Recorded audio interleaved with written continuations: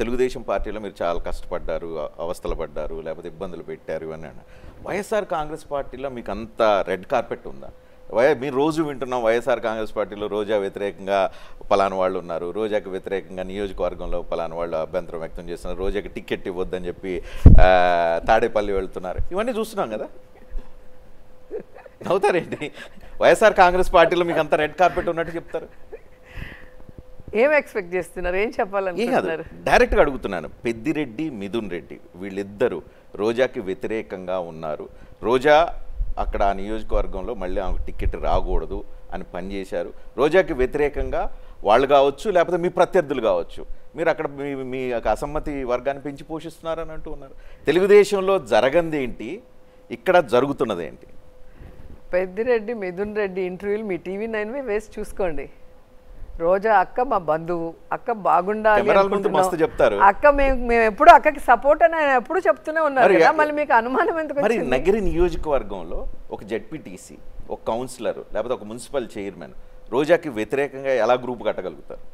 ఎన్నిసార్లు తాడేపల్లి? అది వాళ్ళ మనస్సాక్షిని వాళ్ళు అడగాలండి. ఇప్పుడు ఒక్క పాలిటిక్స్లోనే కాదు, ఏ ఫీల్డ్లో అయినా, సినిమా ఫీల్డ్ అయినా లేదా ఇంకే ఫీల్డ్ అయినా, బిజినెస్ ఫీల్డ్ అయినా కూడా ఈరోజు వ్యతిరేక వర్గం అనేది ఉంటుంది. 100% ఒక మనిషిని ఇష్టపడే వాళ్ళు ఎవరు ఉండరు. మిమ్మల్ని అయినా, నన్నైనా, ఎవరినైనా కూడా కొంతమంది ఉంటారు.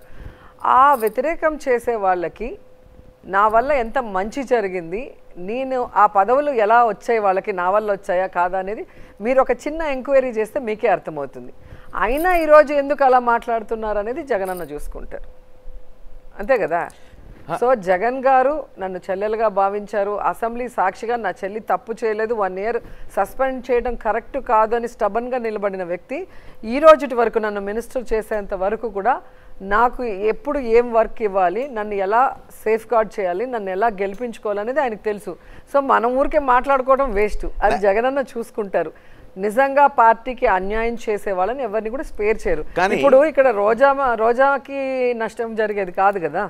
175కి 175 గెలవాలి అంటే పార్టీలో పదవులు పొందిన వాళ్ళు, పార్టీ ద్వారా లబ్ధి పొందిన వాళ్ళు పార్టీకి పనిచేయాల్సిన బాధ్యత ఉంది. అది పార్టీ హెడ్ చూసుకుంటారు. కాదు 175 గెలవాలని మీరు అనుకుంటున్నారు. రోజా మొత్తం స్టేట్ లీడర్ అని ఊరంతా తిప్పుతున్నారు, ప్రతి జిల్లా తిప్పుతున్నారు. ఇప్పుడు సరే మంత్రి పదవి కూడా ఇచ్చారు. ఇన్ని చేసిన వాళ్ళు నియోజకవర్గంలో, మీ నియోజకవర్గంలో మీకు ఇంత అసంతృప్తి లేకపోతే అసమ్మతి ఉంది, దానివల్ల ఏమైనా నష్టం జరిగిందా? 5 మండలాలు ఎంపీపీలు మేమే గెలిచాం, 5 జెడ్పీటీసీలు మేమే గెలిచాం, 2 మున్సిపల్ చైర్మన్లు మేమే గెలిచాం. ఇంతవరకు నగిరి చరిత్రలో ఈ విధంగా గెలిచింది లేదు.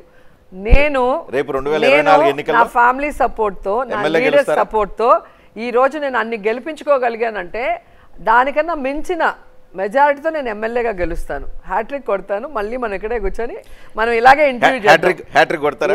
ఎవరైతే మీ అసంతృప్తులు ఎవరైతే ఉన్న వాళ్ళందరినీ శాంతపరిచారా? మీరు పరిచారా? మీ నాయకుడు పరిచారా? లేకపోతే మధ్యలో ఉన్న వాళ్ళు ఎవరైనా పరిచారా? ఎవరితో చేయించాలో జగన్ సార్ చేయిస్తారు. ఎందుకంటే నా వల్ల లబ్ధి పొందారు, నాకు నష్టం చేయాలనుకున్నారు, ఓకే నేను క్షమించాను.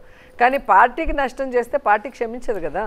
కానీ రోజా మీద ప్రధానమైన ఆరోపణలు కానీ అసంతృప్తులకు కూడా కారణం ఏంటంటే, మీరు మీ నియోజకవర్గాన్ని అంతా, మీరంతా రాష్ట్రం అంతా తిరుగుతూ ఉంటారు, మీ నియోజకవర్గానికి సామంతరాజులను అప్పచెప్పి వచ్చారు.